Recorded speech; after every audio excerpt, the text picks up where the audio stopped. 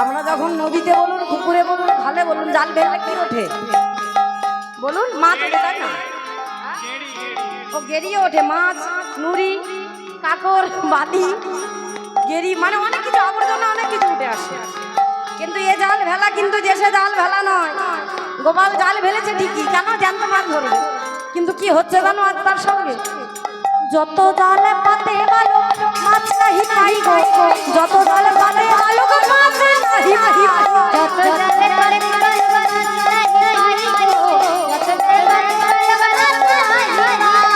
যত জালে পাতে ভালো মাছ নাহি পাই গো, যত জালে পাতে ভালো মাছ নাহি পাই গো, যত জালে পাতে ভালো মাছ নাহি পাই গো, যত জালে পাতে ভালো মাছ নাহি পাই।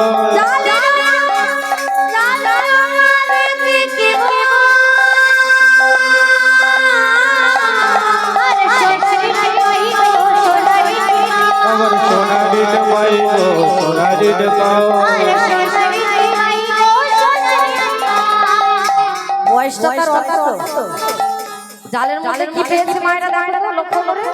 সোনারি জালের মধ্যে বেঁধে শুধু স্বর্ণের ইট উঠে আসে। তা এখনকার সোনার যা দাম হয়েছে বর্তমান বাজারে, কত? 1.5 লাখ পার হয়ে গেছে না? এবার ভাবুন তো, এই যে কীর্তন শুনতে এসেছে, ভাবুন কীর্তন শুনে ঘরে ফেরার পথে বেশি কেউ নয়, যদি কেউ একটা 2 ভরি চেন কুড়িয়ে পায় রাস্তা থেকে, হ্যাঁ, বলে কারো পৌষ মাস, কারো সর্বনাশ। যার চেনটা হারাবে তার সর্বনাশ, আর যে পাবে তার পৌষ মাস। সে মনে মনে ভাববে হ্যাঁ কীর্তন শুনতে এসেছে, কিন্তু আজ একটা ভালোই বেশ গোবিন্দের কি একটা চেন কুড়িয়ে পেল, তাই না বাবা? দেখা একটা সামান্য চেন যেখানে এত দাম, সেখানে গোপালের জালে কি উঠছে? বড় বড় সোনার ইট, বড় বড় সোনার টুকরো ইট হচ্ছে নদী থেকে। তাও জালে যখন উঠে আসছে না, গোপাল তো দরিদ্রের ঘরে বড় হয়েছে, তা সোনা যে কেমন দেখতে হয় সে কোনোদিন দেখে না, আর সোনা কোনটা সে চেনে না। তা যখন উঠে আসছে কি হলো জানো? সোনার ইটে বলে ভালো চিনিতে না পারে গো, সোনার ইটে বলে ভালো চিনিতে না পারে, সোনার ইটে বলে ভালো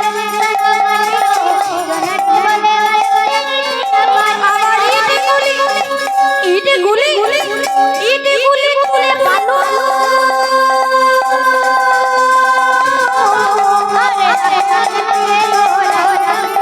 আবার রাখে নদীর তীরে গো, রাখে নদীর তীরে।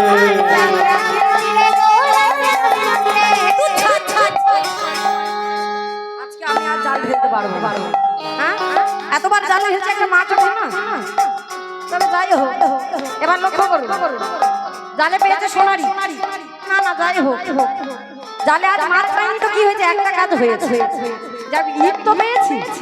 গোপাল মনে মনে ভাবছি আমাদের বাড়ির না তুলসী মঞ্চটা মাটির তো, তাই ওই ঝড় বৃষ্টি হলে মাটি তুলসী মঞ্চটা ভেঙে ভেঙে এক কাজ করি, এই ইটগুলি নিয়ে বরং আমি ঘরে ফিরে যাই, আর ফিরে গিয়ে মাকে গিয়ে বলবো এই ইটগুলি দিয়ে আমাকে একটা সুন্দর দেখে তুলসী মঞ্চ তৈরি করে দিতে। এই বলে গোপাল কি করেছে?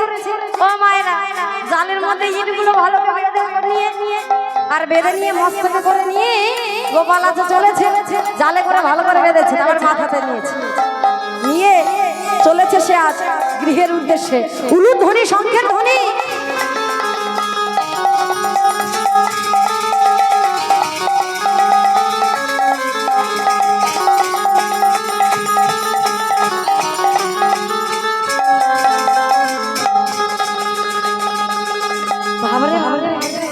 ওই ইটের ওজন সেইগুলো এনে দেখি না আঙিনার মধ্যে ঢেলেছে, চারিদিকে সোনার ইটগুলো ছড়িয়ে ছিটে পড়ে।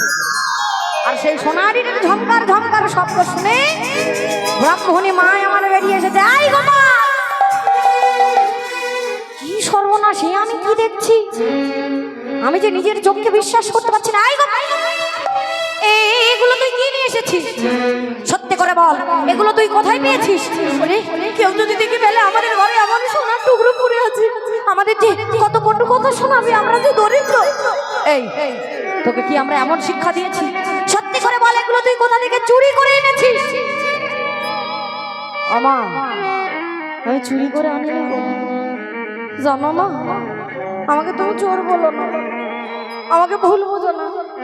আজ যখন নদীতে জাল ফেলতে গিয়েছিলাম, জাল ফেলতে গিয়ে যতবার জাল ফেলি না কেন ততবার কোনো মাছ উঠে আসছে, শুধু এই ইটগুলো উঠে আসছে।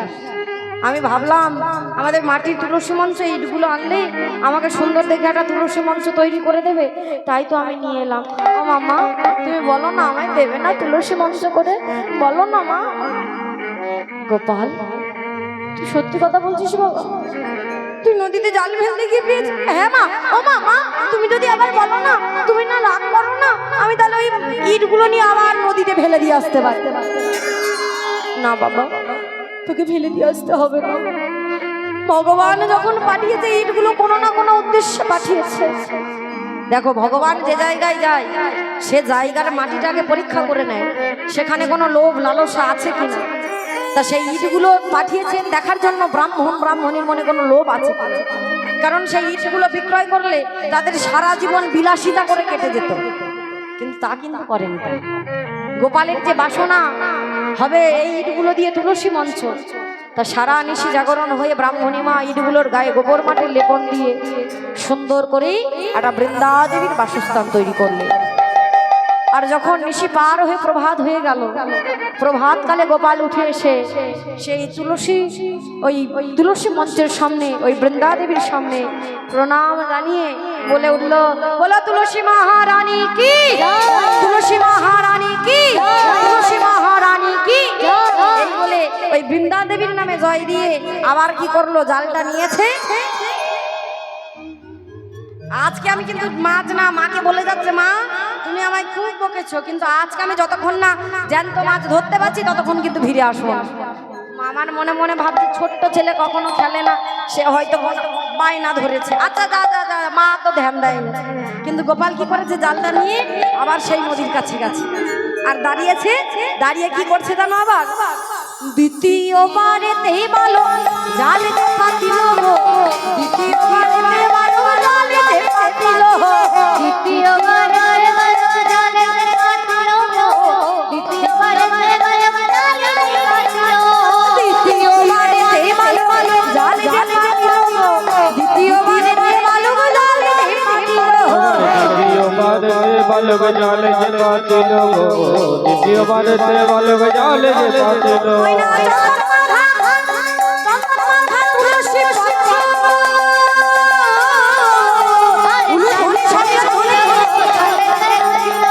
জালেতে উঠিল, জালেতে উঠিল, দ্বিতীয়বারে ভালো জালে পাতিল, দ্বিতীয়বারে ভালো জালে পাতিল, দ্বিতীয়বারে ভালো জালে পাতিল, দ্বিতীয়বারে ভালো জালে পাতিল। ওইনা সংশোধন চক্রী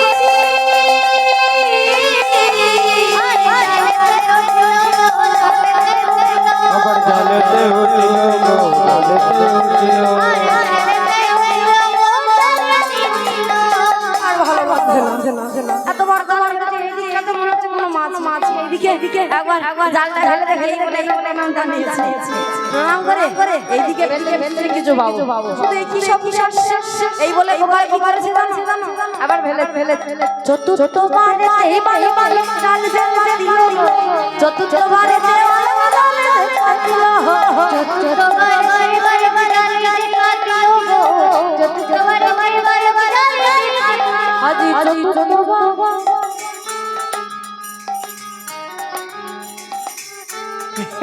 গোপালের মুখে এবার হাসি ফুটেছে। হ্যাঁ বড় মাছ পড়েছে না, এতবার জাল ঢেলেছে, প্রত্যেকবারে জাল আমনি আমি উঠে এসেছে, কিন্তু এবার যখন জালটা ফেলেছে না বাবা, জালটা প্রচন্ড টান হলো। আমার মায়েরাই যা বলতে পারবে। আচ্ছা বলো তো, বালক গোপাল যখন প্রথমে জাল ফেলেছিল, জালে কি উঠেছিল? সোনারি, তাই না? দ্বিতীয়বারে চন্দন মাখা তুলসী পত্র, আর তৃতীয়বারে শঙ্খ ঘণ্টা। বা লক্ষ্মী মায়ের আমার সব মন্দির, বাহ বাহ, ভালো ভালো, হরি বল। তাহলে এবার লক্ষ্য করুন, প্রথমবারে উঠলো স্বর্ণের ইট, যে স্বর্ণের ইট দিয়ে তৈরি হলো আমার বৃন্দা দেবীর বাসস্থান। দ্বিতীয়বারে উঠলো চন্দন মাখা তুলসী পত্র, যে চন্দন মাখা তুলসী পত্র দিয়ে গোবিন্দ চরণের সেবা দেওয়া হলো। আর তৃতীয়বারে উঠলো শঙ্খ ঘণ্টা পঞ্চপ্রযোগ। এই যে শঙ্খ ঘণ্টা কখন বাজায়? ভগবানের আরাধনার কার্যে। আর এই যে পঞ্চপ্রদীপ, এটা একটা দ্বীপ না, 5টা দ্বীপ একসঙ্গে জ্বালিয়ে একসঙ্গে প্রজ্বলন করে যখন ভগবানের শ্রী অঙ্গে আরতি করবার পরে সেই 5টা দ্বীপের তাপ যদি কোন জীব তার দেহে ভক্তি সহকারে নিতে পারে, তার দেহের যত জ্বালা যন্ত্রণা দুরোগ ব্যাধি থাকুক না কেন সকল দূরীভূত হয়ে যায়। তাই গৌর প্রেমানন্দে হরি হরি হরি হরি। বাবা এই চতুর্থবারে যে জাল ফেলছে, এই জালের মধ্যে আছে কিন্তু এক অমূল্য সম্পদ। এই জালে আছে এক অমূল্য সম্পদ, তবে জালটা টান হলো। তবে এই জাল ভক্ত না চাইলে উঠে আসবে। আপনারা কি জানতে চান এই জালের মধ্যে কি আছে? জানতে চান? কই যদি জানতে চান একবার জোর করে উলুধ্বনি করুন। হ্যাঁ হবে না? কি বলো? বলে উলুধ্বনিতে উঠে আসবে না? ও আচ্ছা আচ্ছা, এখানে আসলে তো শুধু মায়েরা নেই, আমার বাবার আছে। কই বদন করে সবাই মিলে একবার ভগবানকে আহ্বান করে একবার হরিধ্বনি হয়ে যাবে। দরবার দেখি এই জালটা উঠে আসে। চলো সবাই মিলে বদন ভরে নিতাই গৌর। বাবা বাবা হয়েছে, ভালো ভালো। তবে মনে হচ্ছে আর একটু জোরে দিলে ভালো হতো। কই আরেকবার হবে? চলো চলো নিতাই। দ্বিতীয়বারে এত জোরে হয়েছে, মানে তৃতীয়বারে আরো জোরে হবে। আরেকবার তাহলে দেখি নিতাই। বাহ বাহ, এবার বদন ভরে উলুধ্বনি। তবে দেখো এই জালে কি আছে? উলুধ্বনি সঙ্গে ধ্বনি। আজি চতুর্থ বারে বালক জালে যে পাতিল,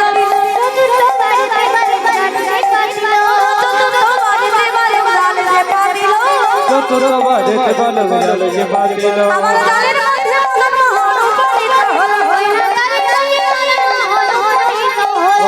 জালের মধ্যে মদন মোহন উপনীত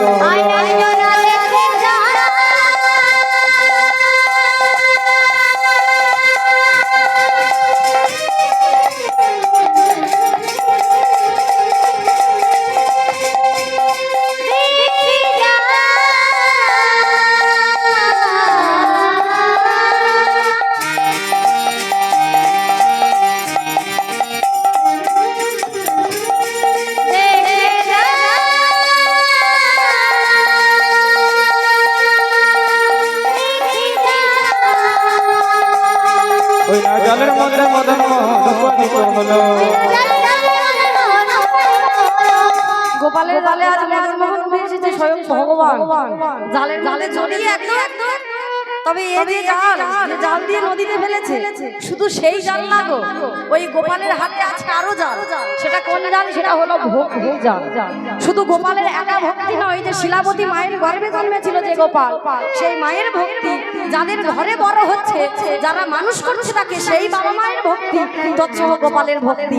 এই ভক্তির জালে স্বয়ং ভগবান উঠেছে। তাই সবাই মিলে দুটি বাহু তুলে আজ আমরা কি বলবো? ও গো আনন্দ ধরে না, আনন্দ ধরে না, আনন্দ ধরে না, আনন্দ ধরে না, মোহন দর্শনে আনন্দ ধরে না,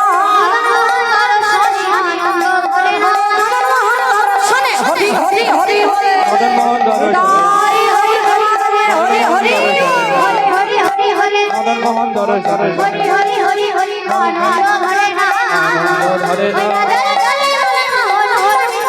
আবার জালের মধ্যে মদন মোহন উপনীত হলো। ভক্তের জালে যখন ভগবান উঠে এসেছে, গোপাল সঙ্গে সঙ্গে মদন মোহনকে, সে তো ছোট ছোট্ট শিশু সঙ্গে সঙ্গে জাল থেকেই ওই মদন মোহনের বিগ্রহটাকে বাহির করে নিজ মস্তকে তুলে নিয়েছে। আর মস্তকে তুলে নিয়ে গ্রামের পথ ধরে চলে যার বলছে, এই দেখো আমি কি পেয়েছি, আমি কি পেয়েছি, আমি ওই ওদেরকে দেখো কি নিয়ে এসেছি। সকল গ্রামবাসীরা ছুটতে ছুটতে বাহির হয়ে আসছে আর সবাই গোপালের পিছনে পিছনে চলেছে।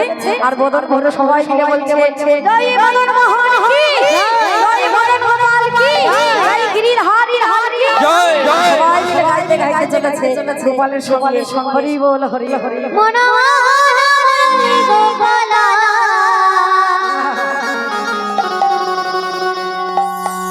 জয় রাধে গোবিন্দ গোপালা। সবাই মিলে করে করোনা দিদি। মনমোহন মুরলী গোপাল, জয় রাধে গোবিন্দ গোপাল।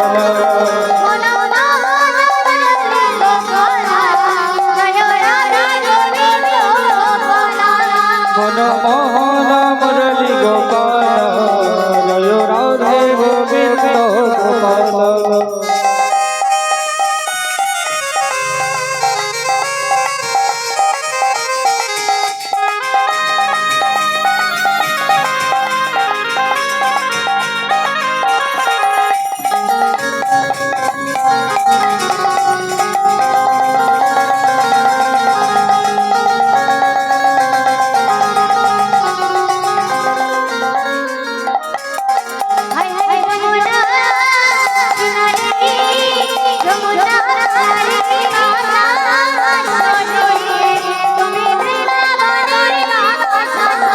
আবার যমুনা কিনারে, যমুনা কিনারে বাজাও বাঁশরি, তুমি বৃন্দাবনের বাসা।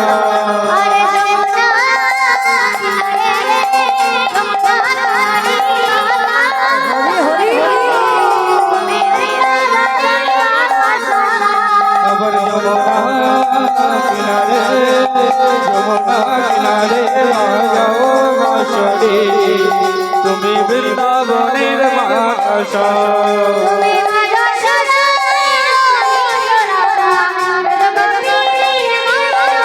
তুমি যশোদার নলি চোরা, ব্রজ গোপীদের মনোহরা।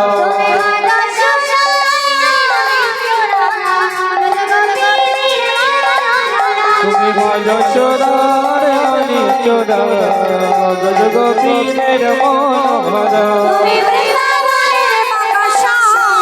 তুমি ভক্তির মনমোহন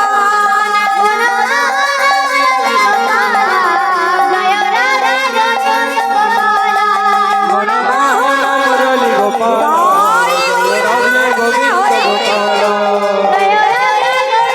গোপাল। জয় রাধে গোবিন্দ গোপাল।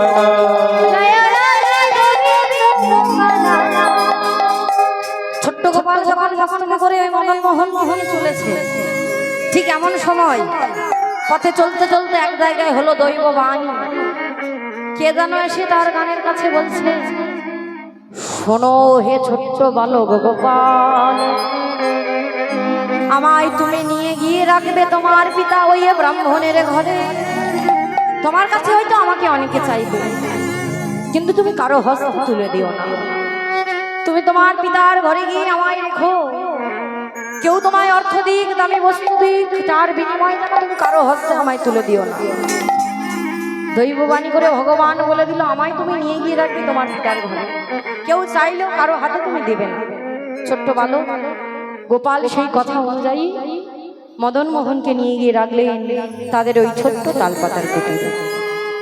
ভগবানকে রাখলেন। ভগবান তারপর থেকে ওই বিষ্ণুপুরেতে ওই ব্রাহ্মণের ঘরেতে বিরাজ করলেন। তা বাবা, এই যে ভগবানকে পেলেন, ভগবান তার মাহাত্ম্য প্রকাশ করলেন মদন মোহন রূপে। ভগবানকে পাওয়া, ভগবানকে সবার কাছে আসে। যে ভক্ত তার থেকে বড়, যে করতে পারে তার জন্য ত্যাগ।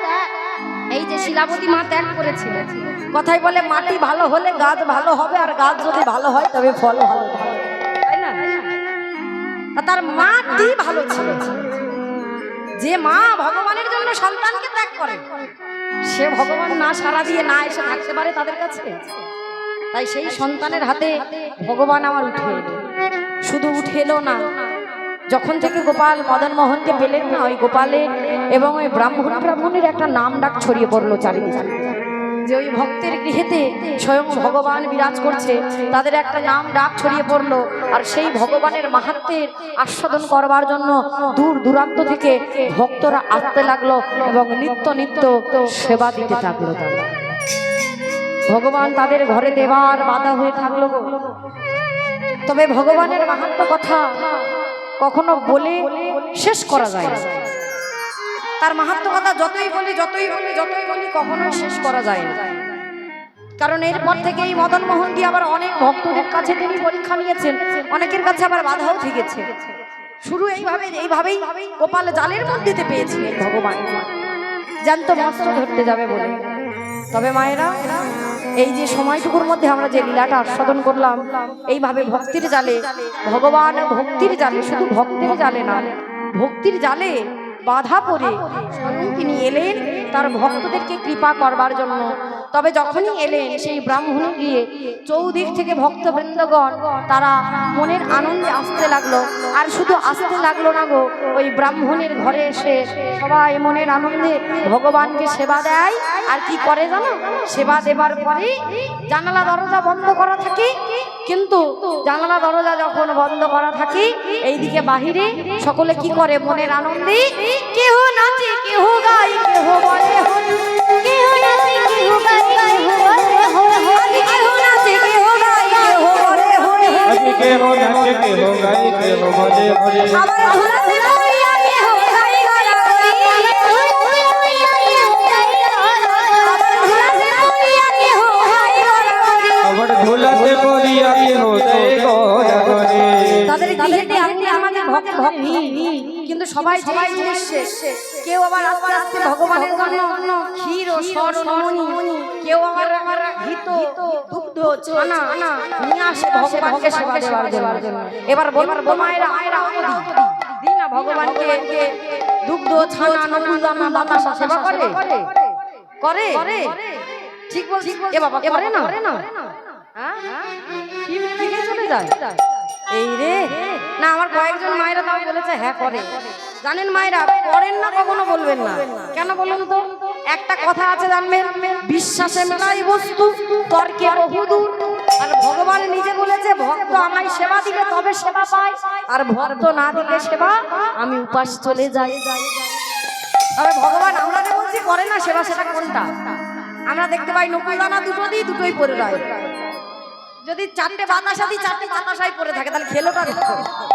তাই হয়তো আমাদের মনে হয় সেবা করে না, কিন্তু সেবাও করে গো। কোনটা সেবা করে জানো? ওই প্রসাদী সেবা করে না গো।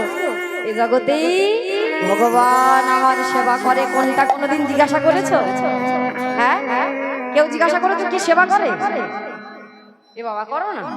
ঘরের ছেলেটা একদিন না খেয়ে থাকুক না, একবেলা না খেয়ে থাকুক না, বাবা মা 10 বার জিজ্ঞাসা করবে, বাবু কখন খাবি, তোর খাবার রেখে দিয়েছি কখন খাবি, খেয়ে নে 10 বার বলবে, 100 বার বলবে। আর ভগবানকে একবার জিজ্ঞাসা করো না, তোমার তো বাতাসা দিলাম, নকুল দানা দিলাম, তুমি সেবা করেছো তো? হ্যাঁ, তোমার পেট ভরেছে তো? তবে জিজ্ঞাসা করবে কেন বলো তো? ভগবান ওই প্রসাদীটা সেবা করে না। সেবা যদি করে সেটা হলো ওই ভক্তের ভক্তিটা, যে ভক্তি ভালোবাসা, যত ভালোবাসা দিয়ে আমরা তার কাছে যেতে পারবো। ভগবান সেবা করে ওই ভালোবাসা, ওই ভক্তিকে নিতাই গৌর প্রেমানন্দে হরি বল। আর এই ভক্তিকে সেবা করে বলে যার ঘরে অহংকার নেই, ওই দরিদ্র, ওই তাল পাতার কুটিরে স্বয়ং ভগবান এসেছে। ওই ব্রাহ্মণের দরিদ্রের ঘরে স্বয়ং ভগবান বাধা থাকে আর তাকে সেবা দেয়। আর এদিকে সকলে অনুভব করতে না পারলে কি হবে? ভগবান সেবা করছে, ব্রাহ্মণ, ব্রাহ্মণী আর গোপাল তারা অনুভব করত। তারাও তখন মনের আনন্দে ভগবানকে সেবার ডালা সাজিয়ে দিয়ে তারাও বদন ভরে যখন ভগবানকে দর্শন করত, সঙ্গে সঙ্গে ওই ভগবানকে দর্শন করা মাত্র তাদের হৃদয়ের জ্বালা জড়িয়ে যেত। আর ভগবান এইভাবেই তাদের ঘরে বাধা রইলে। আজি ভক্ত আরে ভগবানের মিলন হইল,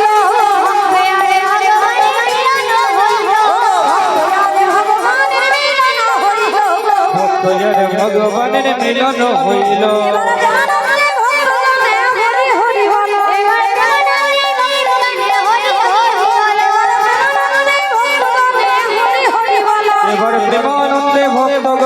হরি হরি বল হরি